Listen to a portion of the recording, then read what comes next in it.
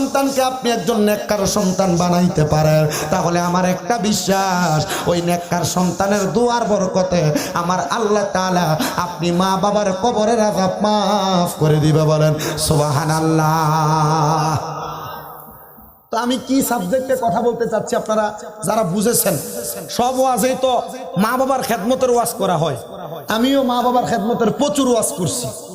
তবে আমি আজকে মা বাবার দায়িত্ব না, সন্তানের উপর পিতা মাতার কি দায়িত্ব, একটা সন্তানের উপর পিতা মাতার কি দায়িত্ব, আমি ইনশাল্লাহ সেই দায়িত্বের উপর আলোচনা করব। ইনশাল্লাহ আপনারাও শোনার চেষ্টা করবেন। ওই দায়িত্ব পালন করলে আপনার সন্তান আপনি প্রাপ্তবয়স্ক হওয়ার পর আপনার প্রতি সদাচরণ করবে। আর যদি না করে তাহলে বুঝবেন আপনার দায়িত্বে কোনো ত্রুটি ছিল। আর কোনো সন্তান যদি ওই ত্রুটি করো, তবে মনে রাখতে হবে ওই ত্রুটির জের কিন্তু তোমাকে টানতে হবে। কথা বলেন ঠিক কিনা? এই জন্য আপনি মনে করেন এই পানির দাম কত,